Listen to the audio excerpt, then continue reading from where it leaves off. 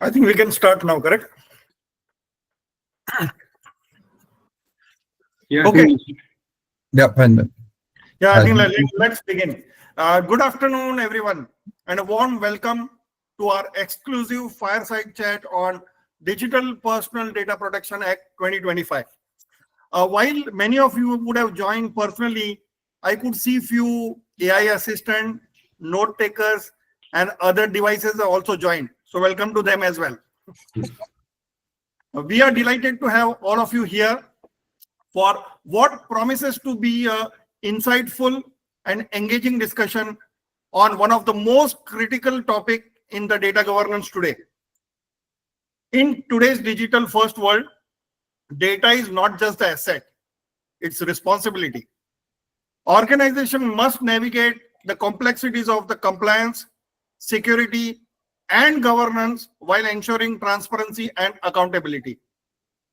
The DPDPA 2025 is an evolution of DPDPA Act 2023, introduces more stringent mandates on consent management, security safeguards, and cross-border data transfers. Businesses need to proactively adapt to these changes to build the trust and resilience in a data-driven economy. To explore this crucial topic, we have an esteemed panel of industry leaders and legal experts who will break down the key compliance requirements and obligations for the organization, say on the role of data fiduciary and consent managers, best practices for the compliance strategies, and the real world case studies. So with that background, let me start with the introduction of the esteemed panel. Let me introduce our distinguished panelist who brings a wealth of knowledge and hands-on expertise in data protection, legal compliance, cybersecurity, and privacy framework.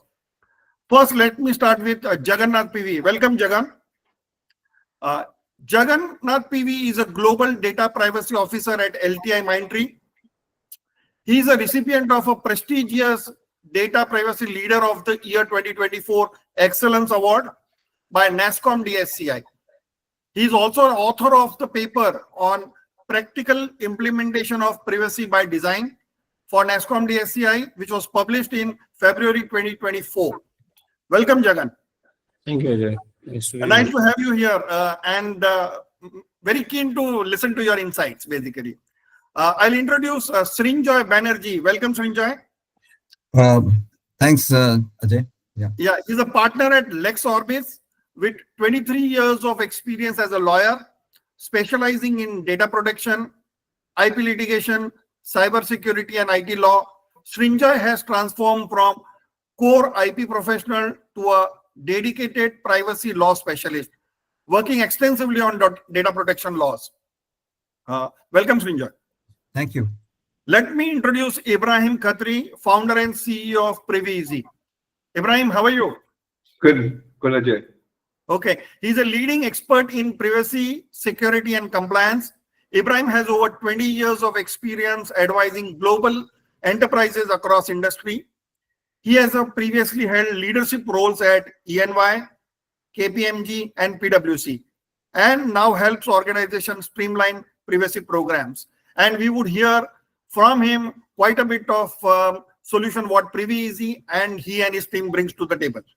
Welcome, Ibrahim. Thank you, Ajay. And last but not least, I'll just quickly introduce myself. I am Ajay Soni, Head of Cloud and Data Services at Writer Information, and very pleased to be with this esteemed panel here. And I assure you that this will be a very thought-provoking and action-driven discussion. The way I want to continue to start this is like take a couple of questions which I have written down.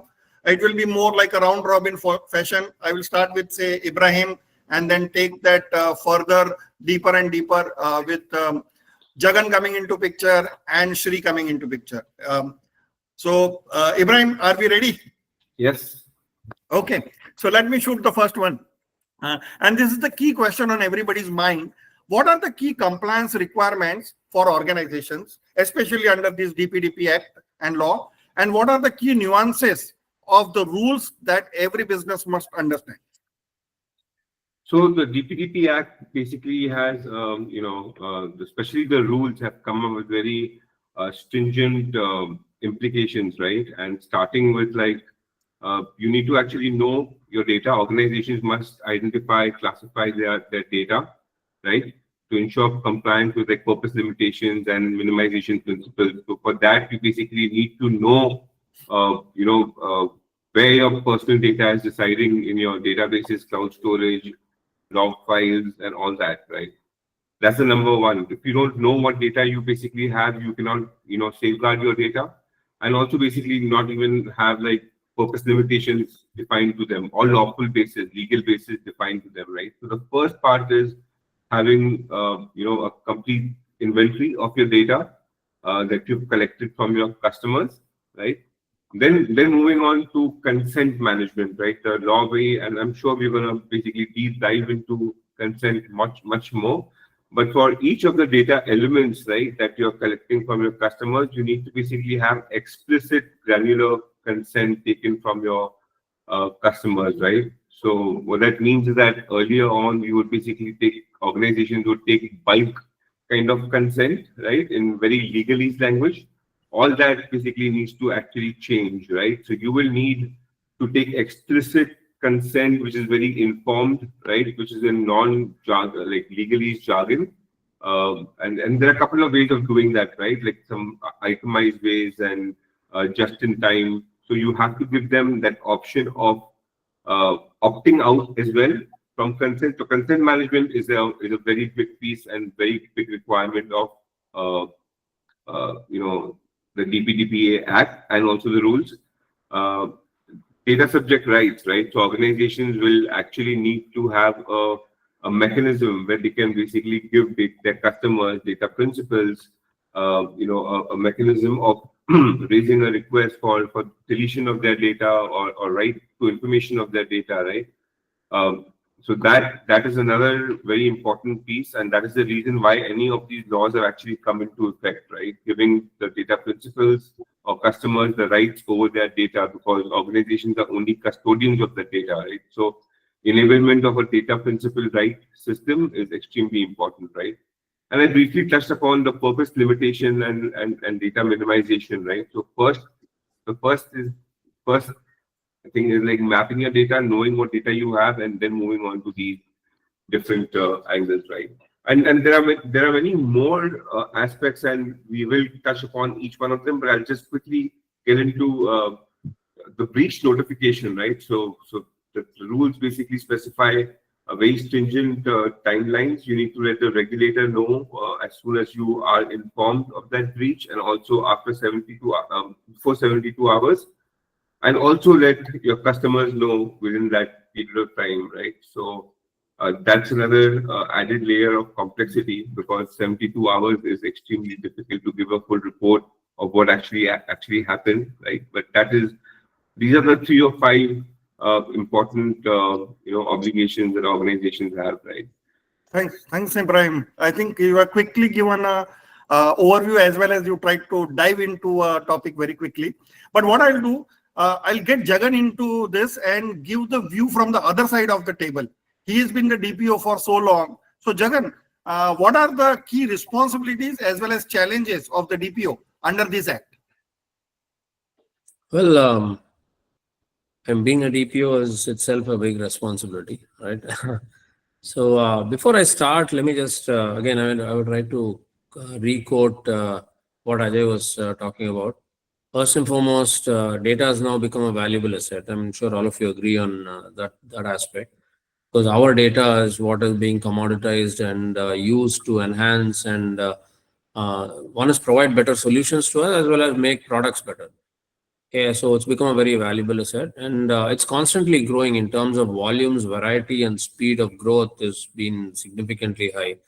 And also it's significantly fragmented, right? Meaning to say that you have structured databases, you have unstructured databases, you have data in the cloud, you have data on premise, you have data on endpoints, and different types of data. I mean, the technologies that are used to store data and process data is very, very different. So it's highly fragmented across. Okay, and evolving and updating data privacy landscape. I think that's a very, very important aspect that you keep in mind, because there are, at least I work for an organization that is present across more than 30 plus jurisdictions across the globe. So the kind of data privacy landscapes that we are used to is evolving and also updating themselves. And it's happening at a pace and scale that has not happened before, right? So it's really fast on the digital business scale. Last but not the least, it becomes very, very important for us to balance consumer trust and personalization. That is one of the key aspects that we need to look into. And most important is the business should not see this role as a hindrance. Rather, we should be facilitating and not succumb to pressure as well of the business. So it should be a highly extensively collaborative role. So what I'm trying to say is data privacy has moved beyond a checkbox, right? On a legal compliance form. It has actually become a vital element of building and maintaining trust with customers.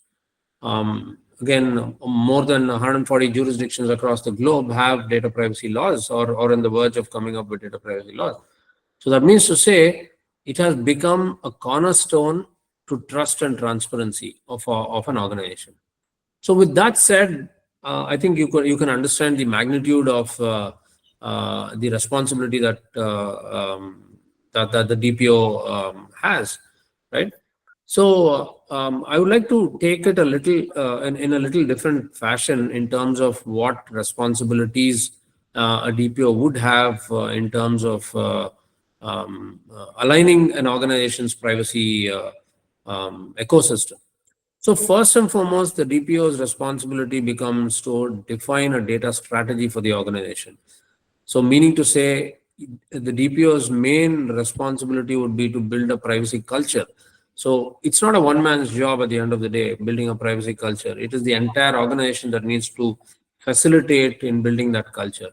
So you need to have a data strategy, right, which defines on how an organization will process data, right, and in an ethical way, of course. That's becoming the crux of processing of data, especially with AI coming in, and build a data governance framework and a protection framework. So that is the overall essence on how a DPO should function, right? Without the framework, it becomes very, very difficult to establish a proper privacy culture. So I would kind of put it into three buckets. One is privacy, governance, and protection. So that is the primary essence of how a DPO functions. Correct. So the challenges in such roles are, I don't want to get into depth right away when we'll do that. Yeah, I think governance framework, I will kind of continue as we go through. But yeah, you finish your thoughts. Yeah. Sure. So what I'm trying to say is a DPO should be a facilitator, right? So the challenge that a DPO will have, since Ajay asked me what are the challenges that a DPO will have, is first and foremost, if you're starting your privacy journey newly, you will end up trying to figure out where is your data, right? I think that's one of the biggest challenges. Secondly, you wouldn't even understand what are your entire data collection points. So you may be collecting it through a website, you may be collecting it on a piece of paper, you may be collecting it through your front desk, several ways. So you need to firstly understand where you're collecting your data from.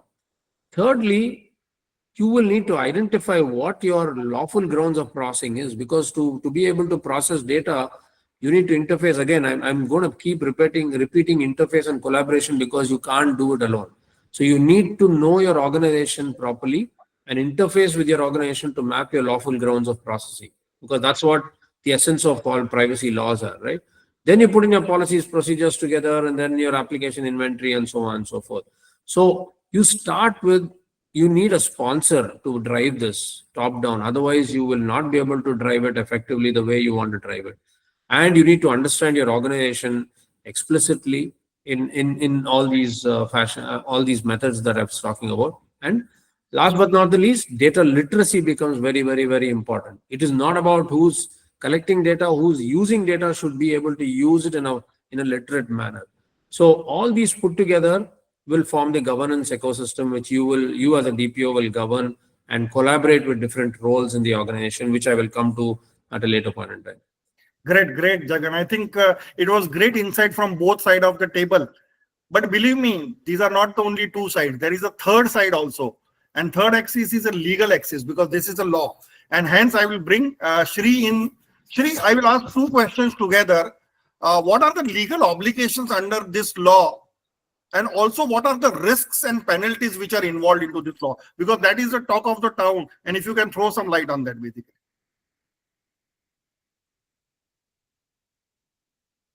Shri, you are muted. Mute, Srinjoy. Okay. Sorry for that. So, yeah, fantastic questions. I think legal obligations for organizations to handling personal data and handling the thing. Before that, I will take a step back and explain a little bit about the Act. The Act came in after the Potoswamy judgment, and the Act came in 2023, in August 2023. And recently, what has happened is that the rules have been, draft rules have been put out for circulation, the last date of which was yesterday, that is the 5th. So in that backdrop, we have to kind of go back into this. So a lot of images, and in fact, conjured up when you asked me this question. And one fantastic image of it is, I recently went to see a Mahabharata adaptation called 18 Days Dusk of an Era. It was in Bangalore, by the way, Jagan. Okay. And Bombay. But there is a scene there where Abhimanyu is entering the Chakravyuh. So in our case, the personal data is at the core of this Chakravyuh. And the role of the data privacy professional is to enter that core, extract the data, and create a path for it so that it is safe, sound, and security is there. So of course, whether that privacy professional is the Abhimanyu or the Arjun is a different matter. That's what I was going to ask, but yeah. Is Abhimanyu or Arjun is a different matter. But I think personal data is at the core. The Act itself is called Digital Personal Data, Personal Data Protection Act. We also have, as of now, till the Act gets notified fully and things, we also have the IT Act and the SPDI rules.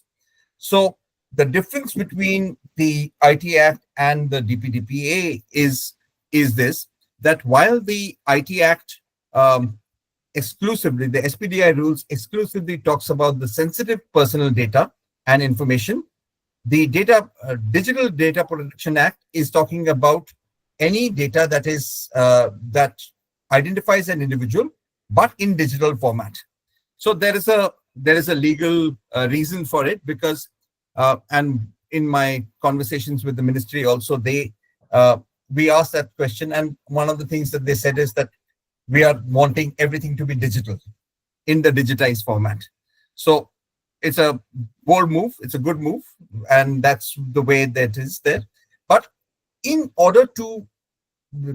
terms of the legal obligations that are there, as Jagan was rightly pointing out, there is a lot of kinds of data that is there in any organization, where the only organization who is saved right now is the organization that is starting right now and trying to implement it.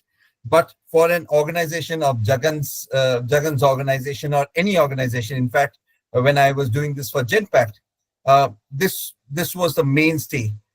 Identification of the personal data.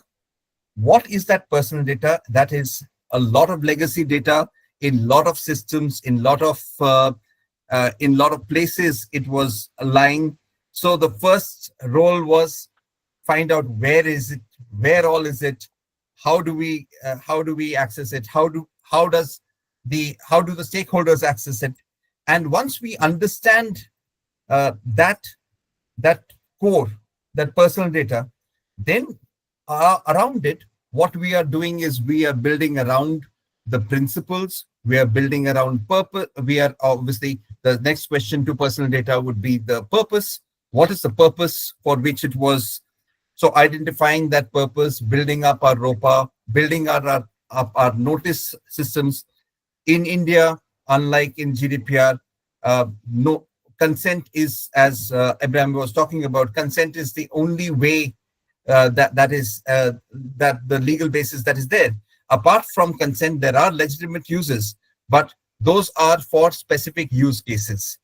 So you build up that, then you build up the security parameters, the breach obligations, you have your accuracy, data minimization, storage, security, all those, and obviously the data principal rights that are there. And why are we, and your second question, in fact, was penalties. Yeah, why are we doing all this? What is the purpose? So I think Jagan must have done it many times over, and he must have thrown that number at the face of the C-level and others, that we are talking about fines up to 250 crores, fines up to 200 crores. So it ranges from, let's see, 150 crores to 250 crores for various offenses. And also there is a fine on the data principal, who is at 10,000 crores, 10,000 rupees. Sorry, not crores. But these are for various violations that are there. And mind it, these are for each offense. So legally, though the government will not, or the authority will not, but legally, if I read the act, every incident can lead up to a fine of that amount, and cumulatively. So there are the board, obviously, once it is formulated, it will decide on the basis of the nature, gravity, and duration of the breach, how the organization has adopted it or not adopted it. But this is one of the major reasons for major penalties of non-compliance. Apart from this, obviously, there is that obvious reputational damage that is there. Then there is always going to be litigation. I am already foreseeing that lot of because companies had not thought about privacy, had not thought about obviously thought about security, but not so much about privacy. And I see a lot of litigation that is likely to happen. And so as a reputational damage, as a litigation damage that is there, a company, for example, Yahoo disclosed its breach much later once it was sold.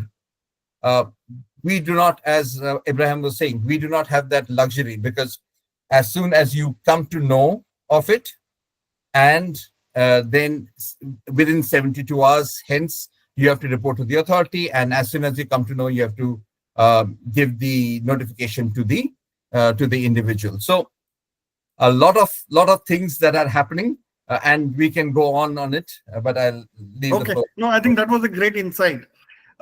Excellent. So I think this is a good start. What I'll do, I'll come back to Ibrahim. Ibrahim, I think we know now both sides of the table. Of course, we'll go to Jagan for the governance framework. But before that, what are the solutions you are working on, which would kind of address all these privacy issues and consent management and a lot of things which are part of this law? Well, what are the solutions you and PrivEzi are crafting around this, basically? How are the data privacy platforms evolving now?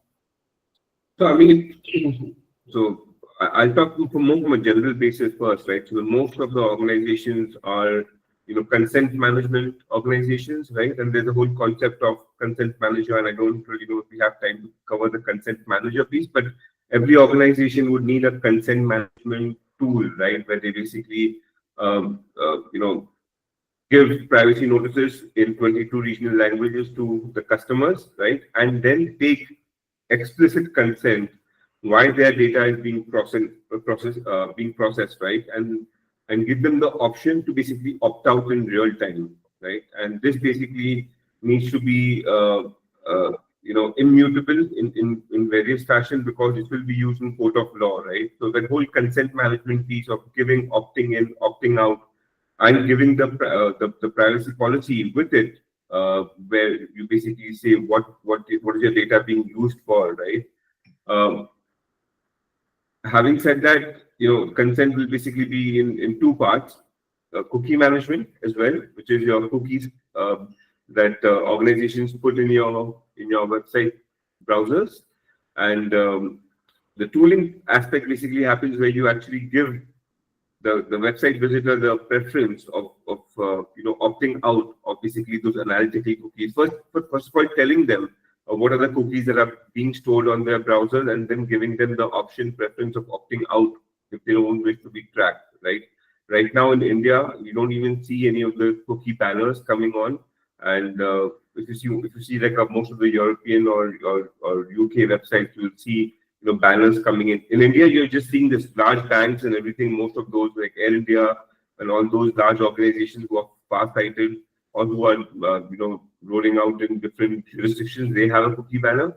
But that is extremely important, right? Because cookie consent is also extremely important. So that's another tool where organizations can use to basically scan the website to basically see what are the cookies that are being stored, and then taking preferences accordingly, right?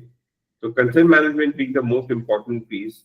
Then coming down to having a data discovery tool, right? Because as Jagan also mentioned, you cannot protect what you don't know where it is. So having a data discovery tool, which will basically scan your structured data, unstructured data, and tell you where the data is lying in your universe, right? Because organizations are pretty disjointed, like, and especially like I'll take an example of a marketing department. When marketing departments collect so much of data, and they actually don't, they're not accounted for at all, right? They just go run campaigns, collect information, and keep it to themselves.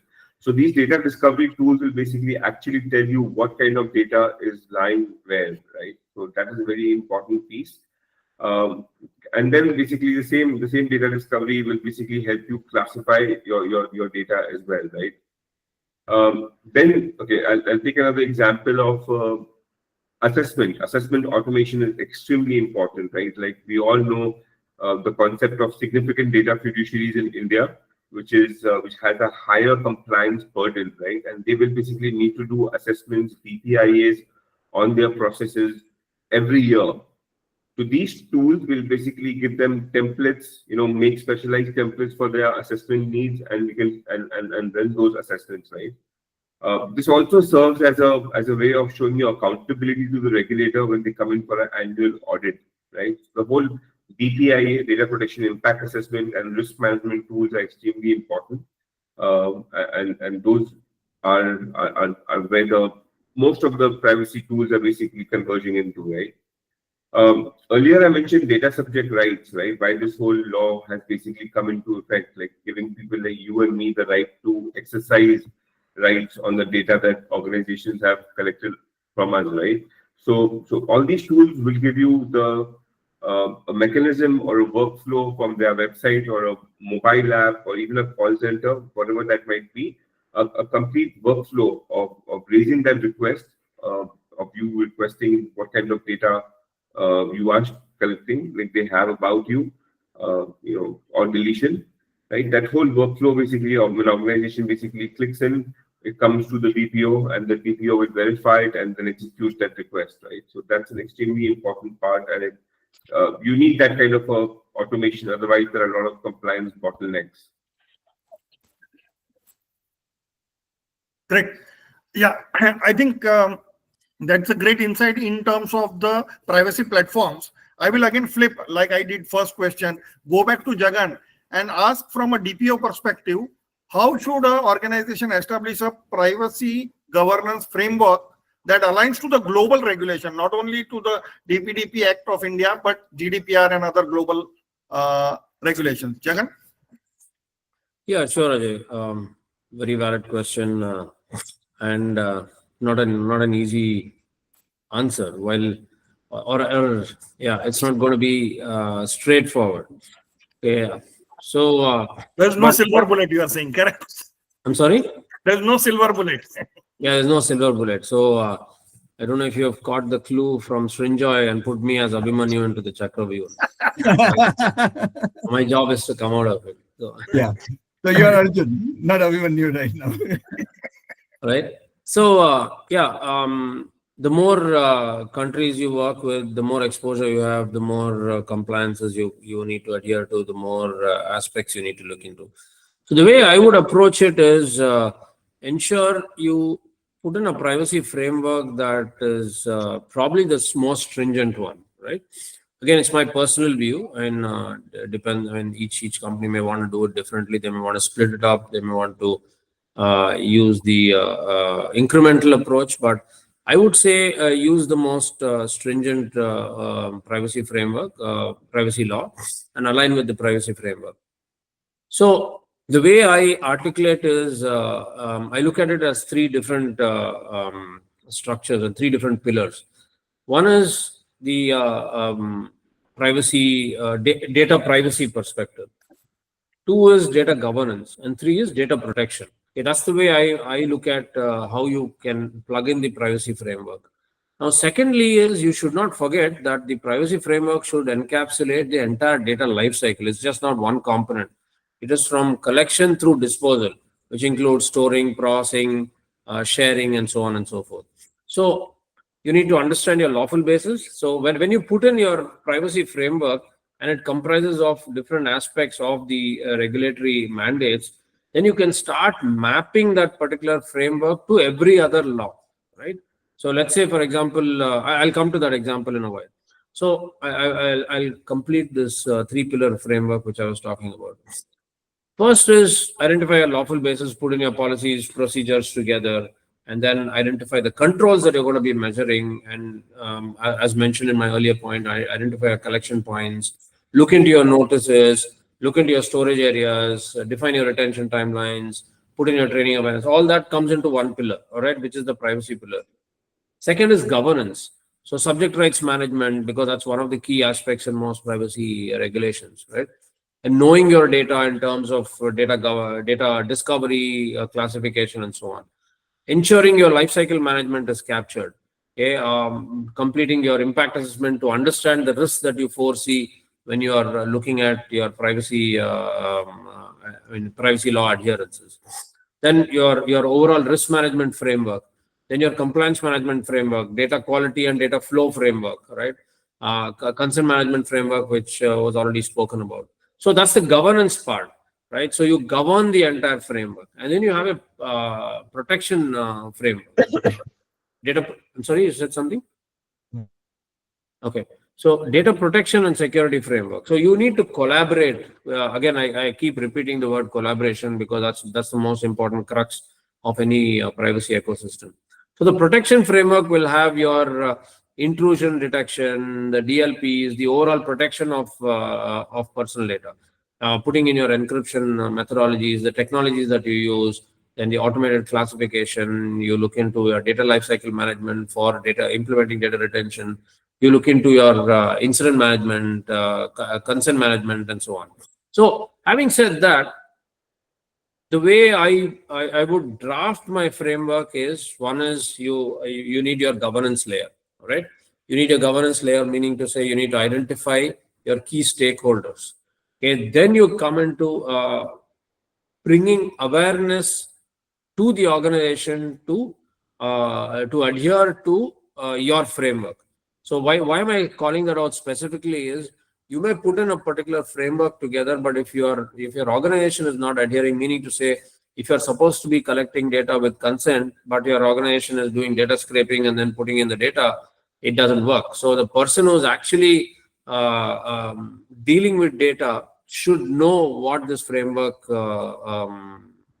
is all about, right? That's where I come to data literacy. So you put in your awareness framework in terms of it could be your annual course, it could be role-based courses or your workshops. Then bringing in more awareness through infotainment, through cartoons, and so on and so forth. Then you have your systems and processes. So which is where you call out all your systems and processes in terms of looking at the rights management, looking at the consent management, looking at controls that you're going to be putting together, looking at your retention timelines, looking at a privacy by design framework, how are you going to implement privacy by design across the organization, then your audit cycle, and so on and so forth. To facilitate the systems and process, you also need to look into the tools management. Okay? It could be your subject rights management tool, right? I'm a strong believer in having tools to manage your overall privacy posture and privacy framework, because every action needs an audit trail, right? In data privacy laws. So if you are using emails and if you're using Excel-based scenarios, it's very difficult to keep that audit trail going, right? Or it's going to be very cumbersome. So you put in your subject rights management tool. Then you have your consent management tool in terms of not only collecting consent from a form, but rather also have consent from your websites, right? Your cookie preference. I think Ibrahim was speaking about cookie preference management. And coming to cookie preference management, each jurisdiction treats it differently. You have opt-in mechanism, you have opt-out mechanism, you have deemed opt-in mechanism, and you have very, very strong double opt-in mechanism in terms of like in Germany. So you need your preference management structure very clearly. And then you get into your compliance dashboards and for helping the organization understand how strong your privacy posture is, right? And also you need a tool to understand what laws are coming up, what are the changes in laws. I mean, if China is coming up, I think last year there was a huge exercise. A lot of companies did when China came up with their law and implemented the SECs, which were also changed, and due course of some pushback and so on and so forth. Then you have your transfer mechanism. All these kind of stitch with each other. Then you need to ensure that you have a measurement criteria. Yeah, you're doing all this, but it's not a one-time job, right? You need to also measure yourselves on how you're doing it. So you need your impact assessment, you need your inventory, you need your risk management, you need your assessment management, subject rights management, breach management, contract management. Since I said contract management, I think that's one of the key challenges a lot of organizations will have, irrespective of the jurisdiction. Because one is you need to ensure that your vendors are adhering to certain norms and nuances that your contracts are putting together from a privacy perspective.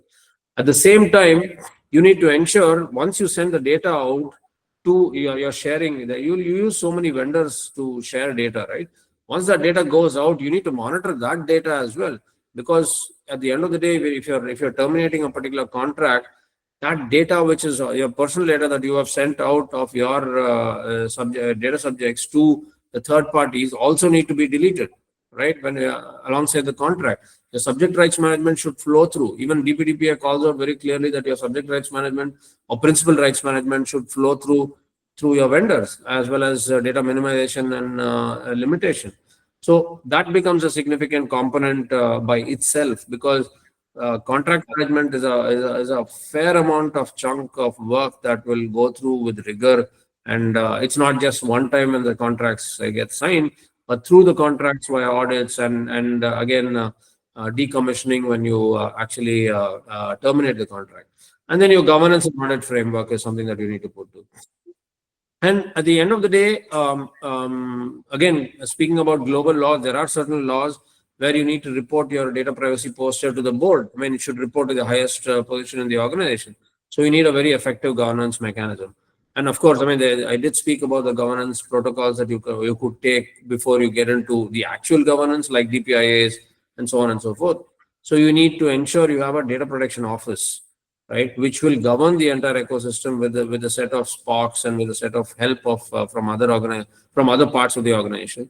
Then you need to report into a governance committee, which will end up reporting into the board of your organization. So all this put together forms the overall framework perspective in a global sense. But one most important point is, again, I repeat the word collaboration. You need your technical and organizational measures to help you protect this data. So there is a significant amount of technical and organizational measures that you need to put together, working with the other collaborative individuals in the organization. But before I close this particular point on global frameworks, Ajay, I would also want to emphasize on the different roles that the organization plays. I'll park that for the next question, but that's something that I want to emphasize on. Yeah. So what I want to do is, I think I thought that we will have a lot of time because it's a very interesting topic and we can go in each question in very much detail. But looking at the time and sometime I need to keep for a question and answer from the audience. What I'll do is I'll do rapid fire. You'll only get 30 seconds to answer each one of you that same question. I know this is new for you. We have not planned for this, but let me do that. You answer in 1 line, 2 line, yes or no. Is that okay? Okay, we'll try. Okay, let's start. But I think we can pass also, right? Yeah, you can pass also. Yeah. So first question is around the sector specific nuances. Do you see any sector specific nuances like BFSI or regulated, non-regulated industry, etc.? Start with Ibrahim. Yes, we do. I mean, in a lot of cases, the regulators themselves have basically taken up proactive steps, and for the banks and stuff like that, they have already come out with some kind of the SEBI, and I mean the IRDA also has come up with the master regulation, which was draft policy, but they're giving a heads up to their own companies, right? Portfolio companies to basically come up to date before the DPDP Act basically comes in, right? Jagan? Yeah, I think the challenge of I think the challenge of sector-specific laws exists across the globe, right? Like Ibrahim was talking about, there is RBI Act here and several other acts, SEBI and so on and so forth. Similarly, in the US, you have the HIPAA, you have the GLBA, you have OFCCP requirements and so on and so Employment Act and so on and so forth.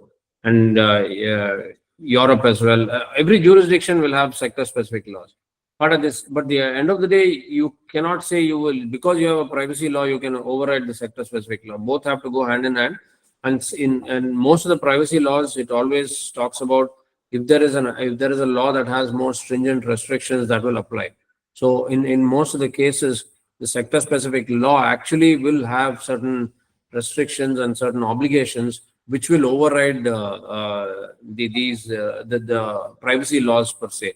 So it has to be in collaboration and ensure that you take the right measures to put the right controls in place to be able to balance both these things. Okay, Srinjoy? Yeah, so yes, BFSI, healthcare, IT sector all have their own nuances that are there. Healthcare, we already had even before the DPDPA, we had something called the DISHA, which was the counterpart to what Jagan was mentioning in terms of HIPAA. In India, again, we in India do not really adhere to or follow the norms of the West. So we have developed our own framework of law, if I can put it that way, wherein DPDPA, the current DPDPA is just a layer that is there. On top of this layer will be the revamp of the IT Act, which is the Digital India Act.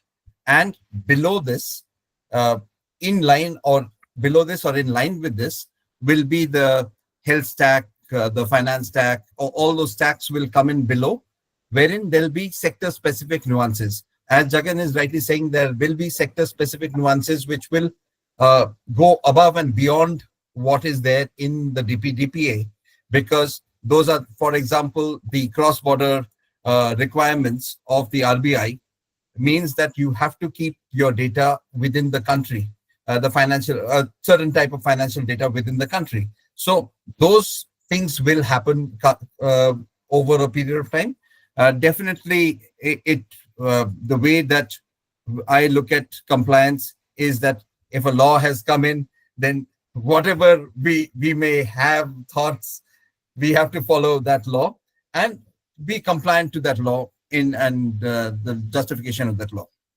Yeah, the next one is a very quick one. Will it be an aggressive enforcement by regulator or will it be a phased approach? Phased, in my view.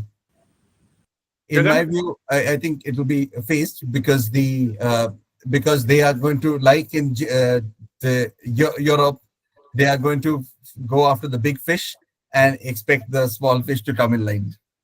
Jagan, sorry.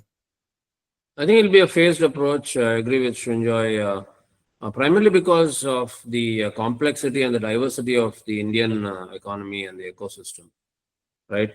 So it's going to be a phased approach, but then again, I would say it depends, or it becomes a responsibility of fiduciaries to take charge and educate and then push through contracts as well. Because if you notice DPDPA, there is no processor obligations except the rules now have these technical measures pointed out. But yeah, it will be a phased approach, but it will be more in control of the fiduciaries to drive certain things. Okay, Ibrahim? So I again agree with Srinjoy and Jagannath, but I also think that the regulator will impose fines, right? Because we have been talking about the DPDPA since 2016, since it became a fundamental right from Puttaswamy judgment. So organizations know that this law is coming, so they expect some kind of that organizations have done something, right? So they will, according to me, make a couple of examples also, right, to basically, for the whole ecosystem to start complying. For sure. I mean, that's no-brainer in my mind that there will be penalties put to basically certain things like policies and those kind of things, audit trail and those kind of things the regulator will expect. And if you don't have, they will make a few fines to make an example so the rest of the people follow. Yeah. And the last question to all three of them, and then we'll go to the open question. I know we'll take at least 5 minutes more, but I think it's a very interesting topic and we can kind of overflow by 5 minutes, I hope. So again, Ibrahim, to you, what should be the data breach response from an organization under these stringent conditions, these laws and preparation and everything? What should be the response in terms of if data breach happens or something, how organization need to be ready? For a data breach, your question is? Yeah. I mean, so data specific compliance breach is a little bit different than your, cybersecurity kind of a breach, right? I mean, we are only interested in breach of personal data. So there is you need to do some kind of due diligence to basically actually find out that if there has been a breach, right? And then you need to take certain steps. But the most important thing is that you need to, have a good audit trail of basically what has happened, so you can have that well documented. If there is a certain incident that basically has happened and you decide not to report it to the regulator, that also has to be documented really well, right? And I know we have 30 seconds, and I'll take a very small example that if an employee's laptop basically gets stolen and the hard drive is encrypted, do you report it to the regulator or not, right? So whatever that case might be, we don't have that kind of detail from the regulation itself, but you need to basically say why you did not report that incident to the regulator, right? Because that is again an incident that the hard drive had personal data of your clients and your customers. So the rationale why you didn't report it, so documentation and the investigation templates, for lack of better words, is extremely important. Organizations will need to do investigation templates based on the kind of regulation that they need to comply with, right? Yeah. Shri, from your perspective? Yeah, see, first of all, from a data breach perspective, you have to have, the first things first is you have to have a robust incident management process. At 0 hour, when you discover, and when I say when you discover is when somebody of the nature of Jagan gets to know, or somebody from the legal gets to know, when that discovery happens, what are the actions that you are doing from that point of time is what is going to be relevant. Definitely, as Ibrahim was saying, definitely there is going to be some situations where you are going to say, no, I'm not going to report this, and document, and you have to have that incident management process also says that document this, that why are you taking that risk? Why are you not going back to and definitely one, obviously, again, the European laws have evolved over a period of time. We had the DPD even before the GDPR, and jurisprudence was set. But in our case, jurisprudence is going to be set because, you must remember the breach obligations are not only in terms of the DPDPA, but also in terms of certain. And certain is, as Ibrahim was talking about, certain is not about personal data, is about all data. So you have an obligation there of 6 hours, then you have an obligation over here for whatever period of time. So definitely that's going to be there. Jagan? Sure. I'll split it into 3 parts, right? First thing is people should report the breach, right? I think that's a significant challenge that most of us in all organizations will have. Today, if somebody does something wrong, they hesitate to report. That's a cultural shift that needs to happen, which is going to take time because the fear factor is going to be pretty high and something has to change suddenly, right? So that culture needs to change. Okay, that's point number 1. Point number 2 is now again we have the public consultation that happened by METI. We have given enough inputs on the at least look at a little different approach when you report a breach. Okay, now the expectation is to report everything, right, to the data principal as well as the regulator. That's going to cause unnecessary panic, number 1. Or second is, people will take it casual, right? Or third is, because they have to do this, people will not even report, organizations may not even report all the data breaches because they may find it very trivial. Now, like Ibrahim was saying, if I'm a person from delivery team and my finance person sends me some payroll data which is not supposed to be related to me or my team members, that's also a breach. I mean, the access breach, right? Why will I report that to regulator? So I think it has to be dealt very sensitively in terms of looking at the impact of that breach, right? What is the harm it's causing, right? If there's no impact, I personally feel you should not report it in terms of, that's what we've given to the regulators, METI in the consultation. But yeah, these are the 3 components. One is the culture of sensitizing and reporting if there's something that's happened. 2 is the overall aspect of the sensitivity of the particular data that is breached. 3 is the reporting that needs to happen to the regulators and the data principals in the right fashion on a risk-based approach is something that we would recommend rather than just going and reporting everything. Great. Thanks. I think there are so many things to discuss, and I hope we can do a follow-up maybe after some few more development. But before that, let us open up and see. I think I have seen there is a question from Kaveri. If Yash or somebody can kind of get questions in. Sure, sir. We are unmuting Kaveri, ma'am. Just a minute.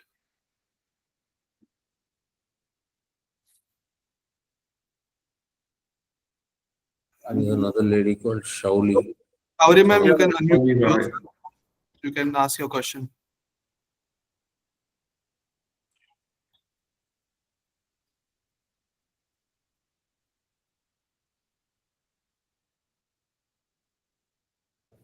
Yeah, sure. Go ahead. Yeah, thanks for this insightful session. So I want to have just one question. So I'm the head GRC for the company. I just had one question saying that if you had to give the CISOs, the DPOs, or the IT managers one key compliance action that they will start today in the context of the DPDP rules still evolving, or the businesses, how they need to shape up so that they are much prepared for the compliance before the whole thing starts. So what would that be? Yeah, let's start with Shri. I think this is more for him. No. I think, first of all, when you're talking about companies based in India and abroad, I think the conversation, as was being mentioned, the conversation has to start. One of the blocks in our mind in terms of privacy is that it doesn't matter because there was no law. So have that conversation with your board, have that conversation with people, stakeholders, that this matters. This is what Jagan was talking about in terms of culture, building up the culture, building up the governance. Have your stakeholders that are there. Because believe me, and Jagan, because he has been in-house, he would know this through and through. Even GDPR even that 2-year period is not enough. It's a massive thing for any company to do, and it takes a lot of time. People are stonewalling you. People are not answering your questions, queries. So much goes into it. So start that conversation with people, stakeholders, and then get into action in Ibrahim? terms of classification and things. I mean, that's the first thing, right? Getting the approval from, it has to be a culture and a top-down approach. But I think the biggest thing that organizations need to do is start with and this cuts across all your DPOs, your CISOs, all your IT managers, right? A gap assessment with the regulation is extremely important. That will tell organizations in how much deep water they are, right? So as Srinjoy mentioned that GDPR gave 2 years, but Europe has always had a privacy culture for like many years. From 1980s, 1990s, they had many different laws that basically got evolved in the period of time for the digital economy. But India has never had any proper. We as a country don't give privacy to our neighbors also, right? So the whole culture needs to be built in first, right? And then I think that whole gap assessment is extremely important, so they know where they stand with the whole regulation. And then discuss that cross functionally, right? Because everybody needs to be informed. No department can work under silos. So I think Jagannath mentioned this earlier. Getting all the whole different teams and getting them onboarded is extremely important, right? So I know I covered a couple of things, but just to recap, it's basically the culture, the assessment, and getting the buy-in from your board and your members. So I'll summarize as awareness and gap assessment. Jagan, to you. I would like to answer it a little different, Ms. Kaveri. Okay. There is no one thing; it's everything. Right? So if you stick to one thing, I don't think we'll even go to the next step, because that's where I say it's always a collaborative role that as privacy professionals we need to play. So we start with literacy. Everybody should understand what data privacy is. So I just take less than a minute to tell you what this is. So I would kind of put it into 4 different roles: an organization, right, where it should drive down. One is, of course, the senior management. I'm not covering them for now. One is the CIO of the organization. CIO of the organization is the custodian of all personal data within the organization. Okay. 2 is the CISO of the organization, who actually ring fences the protection mechanism for the data set that you're processing. 3 is the CDO of the organization, who's commoditizing the data, right? And 4 is the CTO organization, and 5th is the privacy organization. All these 5 organizations should come together and understand data privacy in the same fashion, so that they can collaborate with each other, because it's a very extensively collaborative role. If you start working in silos, each one will go and implement their objectives very, very differently. A small example is CIO needs to build systems that are in line with privacy principles, like data minimization, storage limitation, and so on and so forth. CISO will implement, let's say, DLP tools, which should not infringe into data privacy, into privacy of people, right? It should not become an intrusive tool, like capturing my keystrokes, trying to understand where am I since I was not active for 15 minutes, and so on and so forth. Okay. The same with the CDO. They get data, they want to commoditize the data. So for them, business is very, very important. So they want to use as much data as possible. But at the end of the day, they need to know how to use that data.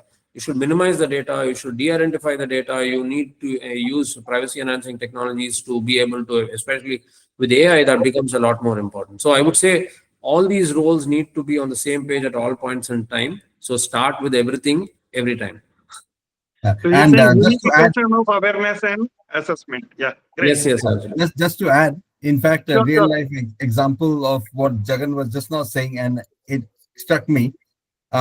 I have been mandated from a client. I have been mandated from the legal side to build up a policy.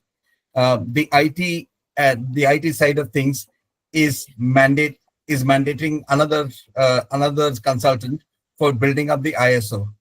Now, if we two do not talk, then we are building silos in our respective nature. Maybe I'm also doing the same thing as the other person is doing, but unless we come together and unless we build up that structure, the IT will be only limited to ISO. I will be only limited to the legal side, and the twain shall never meet. Great. Last question. I think Naveen is there waiting for that. And after that, I will just thank everyone. But let's go with the last question. Naveen?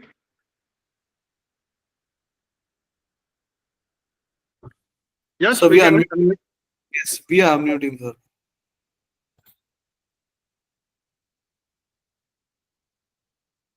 Yeah, go Mr. ahead, Naveen, Naveen, please. if you can accept the request, please. There's another person called Shauli Roy. Yeah, Shauli, if Naveen is not in, maybe get Shauli in. Just last question, yeah? Yes, sir, there is a question from Naveen, sir. In our Okay. question Okay, you tab. can pose the question. That's fine. It's for everybody's this thing. Go ahead. Yes, sir. So the question is, please explain the key difference between DPDP and GDPR. Hey, that's Maybe a long two one. I lines. think we should Yeah, pass this just question. two lines, just to talk to one. I think it's a deep topic. So just quickly go to two things. Ibrahim? Legal basis versus consent is my Okay. thing, because in GDPR there are lots of legal basis. In DPDPA, consent is the cornerstone. Okay. So one is consent heavy, other is legal heavy. Ibrahim? I mean, another difference is, we only talk about personal data, right? I mean, GDPR talks about sensitive data as well, right? There's only one classification that we basically do on GDPR. So broader data coverage, basically. Jagan? Yes.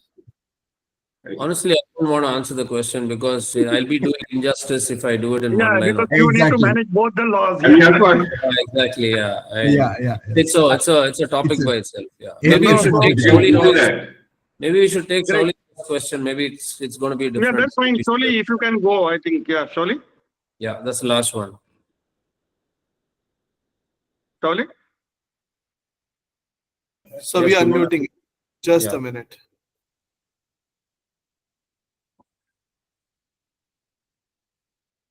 Shauli, go ahead.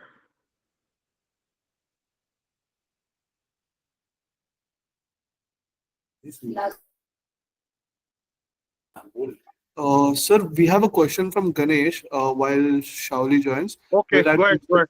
Go ahead.